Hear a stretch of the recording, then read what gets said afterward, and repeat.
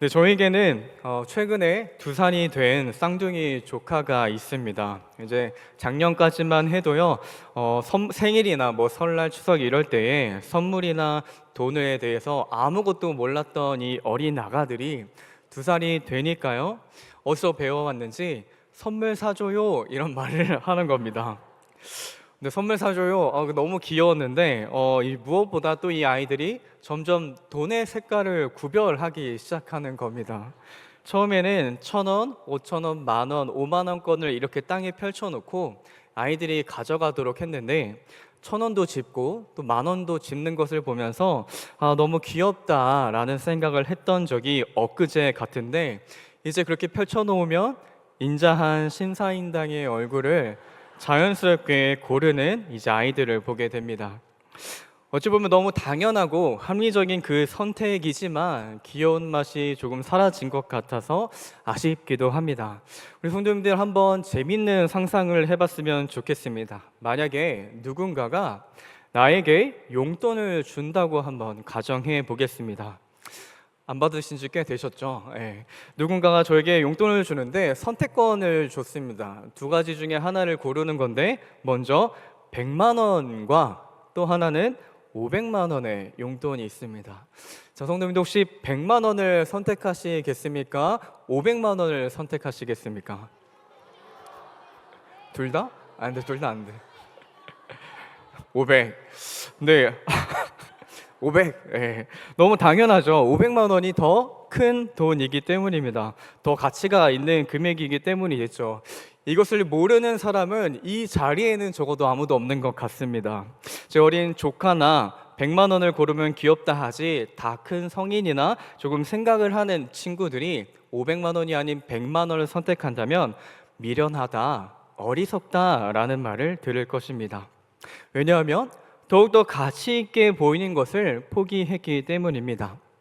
오늘 함께 읽은 본문 가운데에도요, 바로 이렇게 어리석어 보이는 사람이 등장합니다. 오늘 본문은 예수님께서 들려주시는 포도원 주인에 대한 비유인데요, 이 포도원 주인이 얼마나 어리석은 선택을 하는지 우리가 한번 본문의 내용을 함께 살펴보도록 하겠습니다. 오늘 본문의 시작이죠. 누가복음 13장 6절 말씀을 우리 다시 한번 읽어보도록 하겠습니다. 비유로 말씀하시되 한 사람이 포도원에 무화과 나무를 심은 것이 있더니 와서 그 열매를 구하였으나 얻지 못한지라. 아멘.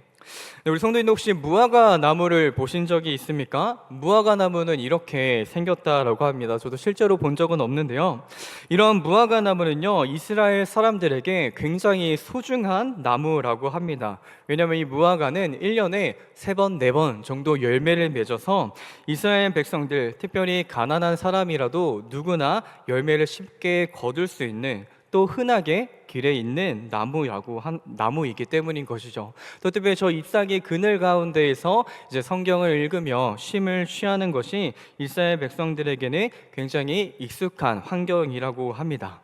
그런데 아마 당시 이 예수님의 비유를 들었던 사람은요, 이 포도원 농주인을 미련한 사람, 어리석은 사람이라고 생각했을 것입니다.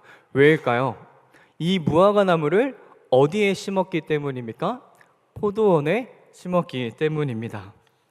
이 무화과 나무는 분명히 좋은 나무이지만요, 이스라엘에서는 어디서나 흔히 볼 수 있는 나무이기도 했습니다. 무엇보다 이 포도나무와는요, 그 가치에 있어서 상당히 많이 차이가 나는 나무였습니다. 포도는 기쁨의 상징이기도 했고요, 또 그 과실을 맺어 함께 축제를 벌이는 즐거움의 상징이기도 했습니다. 또 이 포도로 만드는 포도주는요, 석회 성분으로 힘들어하는 이스라엘 사람들에게 그것을 해독시켜주는 몸의 보호를 하는 작용도 있었습니다. 따라서 예루살렘에서는요, 번제를 드릴 때 다른 나무들을 사용하지만 포도나무만큼은 제외시킬 정도로 그들에게 있어서 이 포도나무는 굉장히 귀한 것으로 여겨졌습니다. 이처럼 몇 배는 더 귀한 포도나무를 이 포도원에 심어도 모자란데, 지금 이 포도원 주인은 그 포도원 안에 무화과 나무를 심은 것입니다. 심지어 이 무화과 나무의 지금 상태는 어떠한가요? 열매조차 맺지 못하고 있었습니다. 우리 7절 전반절 말씀 한번 함께 읽어보겠습니다. 포도원 지기에게 이르되 내가 3년을 와서 이 무화과 나무에서 열매를 구하되, 몇 년 동안 열매를 구했다고요? 3년 동안 열매를 구했습니다. 일반적으로 옮겨 심겨진 나무도 3년이면은 이제 열매를 맺는다라고 합니다. 이 3년이라는 시간은 결코 짧은 시간이 아닌 것이죠. 그런데 이 3년 동안 이 무화과 나무는요, 열매를 맺지 못하고 있습니다. 이미 여기서부터 또 이 포도원 주인이 너무나도 어리석어 보입니다. 아니, 1년도 아니고 2년도 아니고 3년이나 이 무화과 나무가 열매를 맺지 못했는데 그 나무를 베어버리지 않고 뽑아버리지 않고 여전히 열매를 기다리고 있기 때문입니다. 왜 이 포도원 주인은 3년이 지나도록 이 무화과 나무를 베어버리지 않은 것일까요? 왜 그는 이런 어리석은 선택을 하고 있는 것일까요? 근데 성도님들, 더 놀라운 것은 이 이스라엘의 문화와 율법에 비춰볼 때요, 이 3년이라는 시간 안에는 더욱더 많은 시간이 숨겨져 있었다라는 것입니다.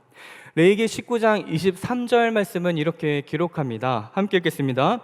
너희가 그 땅에 들어가 각종 과목을 심거든 그 열매는 아직 할례 받지 못한 것으로 여기되 곧 3년 동안 너희는 그것을 할례 받지 못한 것으로 여겨 먹지 말 것이요. 아멘. 이스라엘의 열매 맺는 나무를 심는 것과 그 나무에서 열매를 얻는 것에 대한 법에 따르면 3년 동안 이 나무에서 나는 열매는 따서도 안 되고 먹어서도 안 되는 것으로 여긴다라는 것입니다. 따라서 이 포도원 주인은요, 그 무화과 나무에서 열매를 3년 동안은 딸 생각도 얻으러 가지도 않았다라는 것입니다. 그러면 이 포도원 주인이 3년 동안 찾아갔다라는 기간과 이 3년 동안 기다렸던 시간을 합치면 총 몇 년이 됩니까? 6년이 되는 것입니다. 어렵지 않으시죠? 네. 이 6년이라는 시간 동안요, 포도원 주인은요, 무화과 나무가 열매 맺는 것을 기다렸다라는 것이죠. 4년 차에 처음으로 수확하는 열매는 하나님께 드려야 하는 첫 열매였습니다. 그래서 그 첫 해의 열매는 또 기대하지도 않았을 것입니다. 그런데 4년째 되던 해에 이 무화과 나무는 아무런 열매를 맺지 못합니다. 5년째 되던 해에도 아무런 열매를 맺지 못하죠. 그리고 6년째 되던 해에 주인이 다시 찾아갔습니다. 여전히 무화과 나무는 열매를 맺지 못하고 있습니다. 이러한 나무를 보면서 포도원 주인이 이제서야 정신을 차린 것 같습니다. 그가 7절에 무엇이라고 말을 합니까? 제가 읽겠습니다. 포도원 지기에게 이르되 내가 3년을 와서 이 무화과 나무에서 열매를 구하되 얻지 못하니 찍어 버리라. 어찌 땅만 버리게 하겠느냐. 아멘. 드디어 이 어리석은 포도원 주인이 정신을 차린 것 같습니다. 그 비유를 듣던 답답한 마음을 갖고 있던 사람들의 속이 시원하게 해결될 것 같은 상황 가운데에 이 주인보다 더 어리석고 미련한 한 사람이 등장합니다.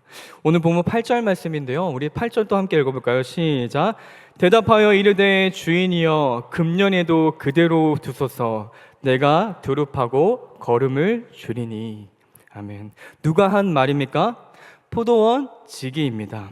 지금 6년째 열매를 맺지 못하는 이 무화과 나무를 보면서 드디어 이 나무를 찍어버리라 라고 명령하는 포도원 주인에게 포도원 지기가 말리면서 이런 말을 하고 있는 것입니다.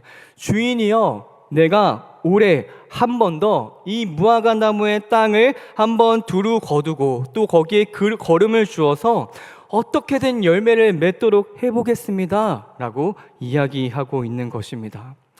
아니, 포도원 주인보다 나무에 대해 더 잘 알고 있는 이 포도원 지기가 진즉에 무화과 나무를 버려야 된다라고 말했어야 했을 그가 이 주인보다 더 어리석은 행동을 보이고 있는 것입니다. 근데 이 포도원 지기는요, 주인의 마음을 아는 자입니다. 이 주인이 무화과 나무를 아끼는 마음을 알았던 포도원 지기는 주인을 대신해서 다시 한번 자신이 그 수고와 헌신을 하기로 결단한 것이죠. 사랑하는 성도님들, 이 포도원 주인도 포도원 지기도 너무나도 오래 참았습니다.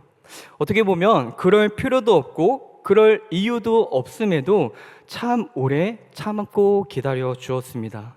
이 무가치하고 불필요해 보이는 무화과 나무를 왜 그렇게 그들은 참고 견뎌 주었을까요? 이 어리석게만 보이는 포도원 주인은 누구입니까? 바로 우리의 하나님이십니다. 그렇다면 이 포도원 주인만큼이나 미련하여 주인의 마음을 알고 무화과 나무를 위해 땅을 갈고 거름을 주고자 하는 이 포도원 지기는 누구입니까? 예수 그리스도이십니다. 하나님께서는요, 길이 참으시고 또 예수님께서 희생하시고 헌신하여 열매 맺고자 하려고 했던 이 무화과 나무는 그러면 누구일까요? 이 무화과 나무가 누구인지는요, 오늘 본문 앞절인 1절부터 5절에 등장합니다. 이 1절부터 5절은 이 비유를 예수님께서 하신 배경인데요. 어느 날 하나님께 예배드리기 위해서 온 갈릴리 사람들을 로마 총독인 빌라도가 처형시켰습니다. 그 사건을 전해들은 이들은 예수님께로 달려와서 이 일을 고합니다. 예수님께서는 이 일을 고하는 그들의 마음을 아셨습니다. 그들은요, 갈릴리인들이 분명히 큰 죄인이기 때문에 그러한 벌을 받았다라고 생각했습니다. 그리고 그러한 마음 안에는 자신들은 의인이기에 그런 벌을 받지 않았다라는 마음이 숨겨져 있었다라는 것이죠. 그러한 마음을 아시는 예수님께서 그들에게 3절에 이렇게 말씀하십니다. 우리 3절 말씀 함께 읽어볼까요? 시작. 너희에게 이르노니 아니라 너희도 만일 회개하지 아니하며 다 이와 같이 망하리라. 아멘. 그러면서 이어서 예수님은 실로암 저수지에 있었던 한 사건을 이야기합니다. 실로암 저수지에 있던 망대가 무너져서 거기에 18명의 사람이 깔려 죽은 사건이 있었습니다. 그런 사람들을 보면서 또 사람들은 그들이 죄가 많아 죽었다라고 생각했던 것 같습니다. 그런 자들에게 예수님은요, 또다시 5절에 너희도 만일 회개하지 아니하면 다 이와 같이 망할 것이다 라고 말씀하십니다. 그러면서 등장하는 비유가 바로 이 포도원 주인의 비유입니다. 곧 이 비유에 등장하는 무화과 나무는 누구입니까? 회개하지 않는 이들에 대해서 이야기하고 계시는 것입니다. 이 회개하지 않는 이들의 완악함은요, 이 13장 10절 이후에 나오는 안식일에 병 고치는 사건을 통해서 더욱더 선명하게 드러납니다. 그들은 예수님께서 안식일에 병 고치신 일에 대해 분노합니다. 다른 날 다 놔두고 왜 하필 안식일에 그런 일을 행했느냐라고 따지는 것이죠. 오랜 기간 귀신 들려 고통당했던 여인에 대한 안타까움이나 귀신과 질병으로부터 노인받음에 대한 기쁨과 감사가 그들에게는 전혀 존재하지 않는 것입니다. 사랑이 없고요, 용서가 없습니다. 오히려 다른 이들의 잘못과 허물들, 심지어 죽음을 보면서 이렇게 말합니다. 그들은 분명 큰 죄를 지었을 거야. 그리고 그들의 마음은 또 이렇게 말하는 것이죠. 나는 의인이라고, 나는 떳떳하다고, 왜 죄를 지어 벌받는 사람들을 고쳐주시고 왜 그들을 찾아가시냐고, 여기 있는 나를 봐달라고 말입니다. 이 땅 가운데 하나님의 나라의 백성으로서 제사장 나라로서 세워진 이스라엘이었습니다. 하나님의 거룩한 백성들이었습니다. 그런데 그들에게서 더 이상 그런 모습은 발견할 수 없었습니다. 그들은 포도원에 심긴 열매 맺지 못하는 무화과 나무와 같은 존재들이었던 것이죠. 그들에게 참된 회개가 없습니다. 그들 안에 참된 회개의 열매가 없는 것입니다. 그렇게 오랫동안 하나님이 참아주시고 계시는데 예수님께서 친히 이 땅 가운데 내려와 하나님의 나라에 대해 선포하고 계시는데도 그들에게는 회개의 열매가 맺히지 않는 것입니다. 그런데 사랑하는 제6교회 성도님들, 그들의 모습과 우리들의 모습 가운데 혹시 닮은 모습은 없지 않은가 우리가 한번 돌아봤으면 좋겠습니다. 다른 이들을 향한 그들의 냉혹한 말과 행동이 나는 의인이라고 생각하는 그들의 소리 없는 마음의 외침이 어쩌면 나의 모습과 닮아있지는 않은가요? 저 역시 제 자신에게서 무화과 나무와 같은 모습을 보게 됩니다.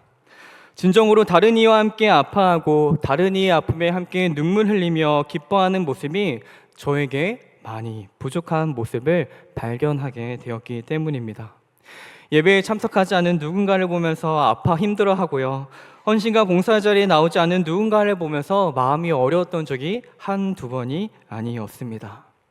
우리 사랑하는 성도님들, 우리가 왜 예배하고 왜 헌신하고 왜 봉사하기 시작했는지 우리들은 먼저 기억해야 합니다.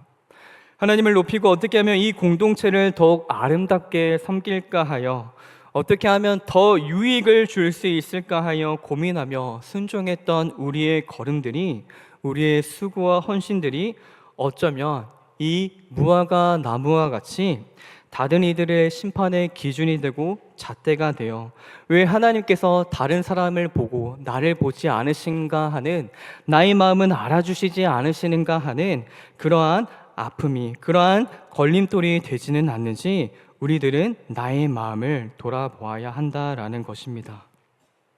그런데요, 그럼에도 불구하고 이런 무화과 나무를 귀한 포도원에 심으신 분이 계십니다.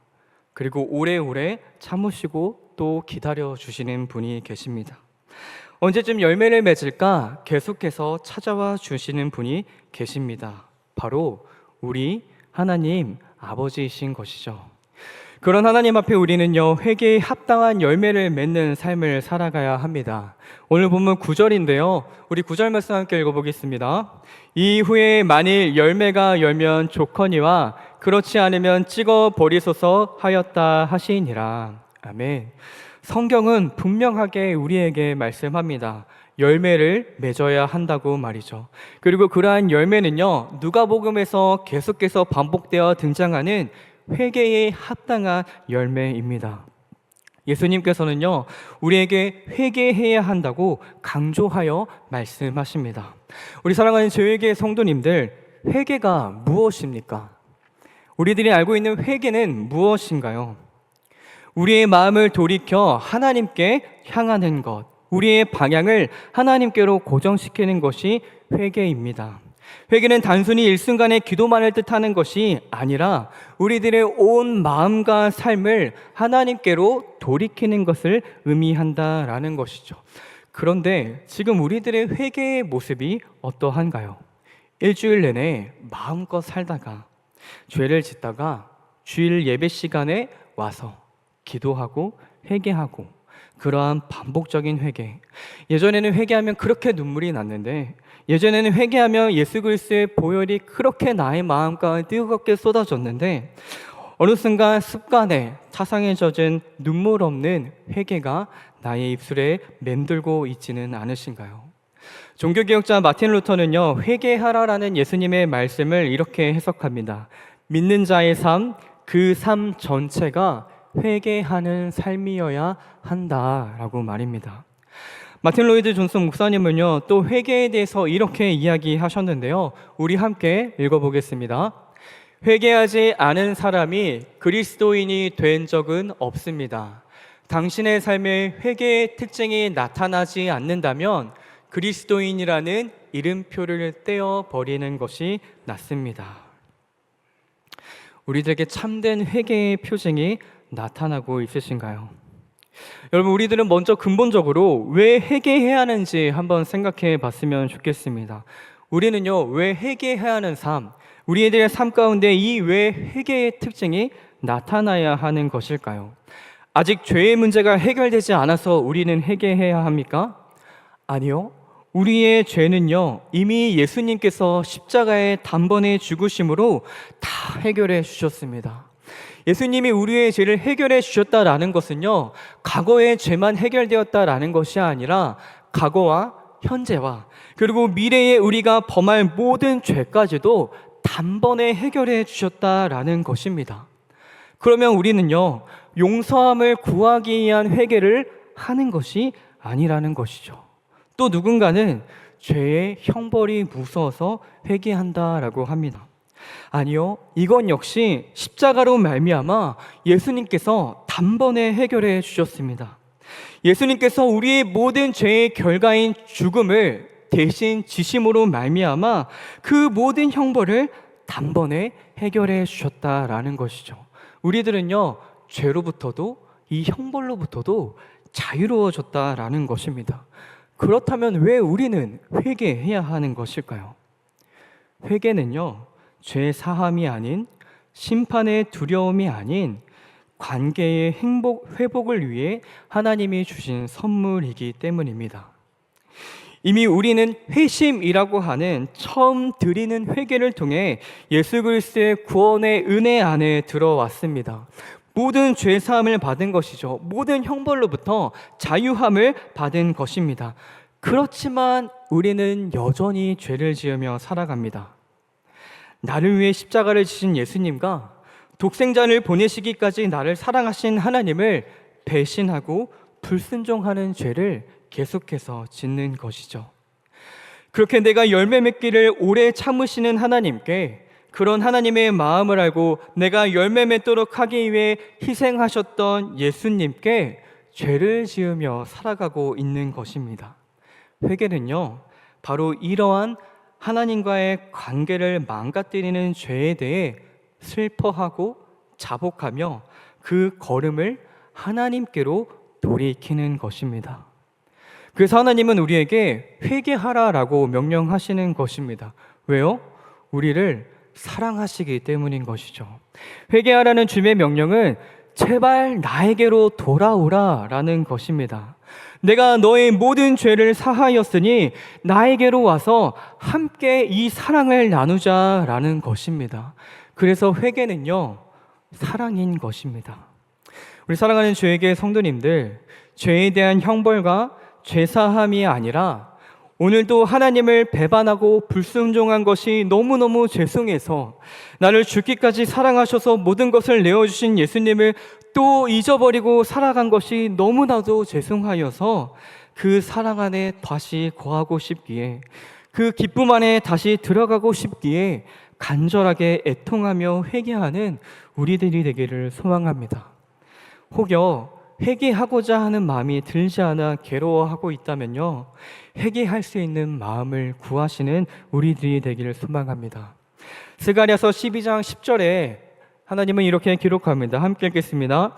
내가 다윗의 집과 예루살렘 주민에게 은총과 간구하는 심령을 부어주리니 그들이 그 찌른 바 그를 바라보고 그를 위하여 애통하기를, 독자를 위하여 애통하듯 하며 그를 위하여 통곡하기를, 장자를 위하여 통곡하듯 하리로다. 아멘. 회개하기를 구하며 간구하며 나아가는 이들에게 주님께서는 간구하는 심령, 애통한 심령을 부어주셔서 우리들이 하나님께 간절히 나아갈 수 있도록 만들어 주신다라고 약속하셨습니다. 하나님께 회개하고자 하는데, 하나님께 돌이켜 하나님을 더욱 사랑하고자 하는데 이를 거부하실 하나님이 아니십니다. 하나님의 품에 직접 품으시고 지금껏 기다려 오셨는데, 때때로 우리의 무가치함에 우리 스스로가 좌절하고 포기해버렸던 그 순간조차도 우리들을 붙잡고 오래 참아주셨는데, 우리들의 회개를 간절하게 기다리시는 그 하나님 앞에 온전한 회개로 반응하는 저와 여러분들의 삶이 되기를 주님의 이름으로 간절히 축복하고 소망합니다. 이제 말씀을 맺도록 하겠습니다. 한 목사님께서 이러한 이야기를 하셨습니다.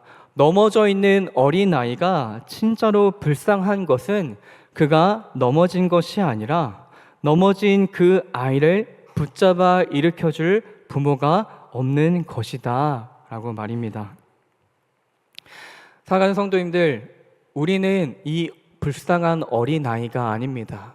왜냐하면 넘어진 우리들에게 손 내밀어 나를 일으키고자 하시는 하늘 아버지가 언제나 우리의 곁에 계시기 때문입니다.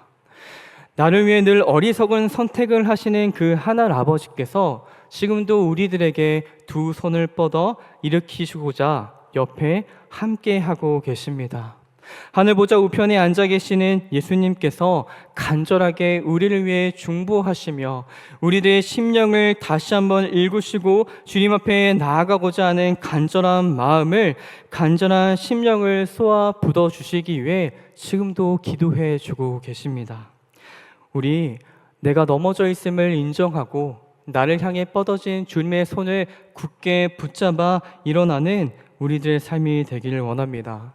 나의 온몸을 그분의 손에 맡겨드리며 오늘 하루도 간절한 회개의 열매를 맺어가는 저와 여러분들의 삶이 되기를 주님의 이름으로 축복하고 소망합니다. 아멘.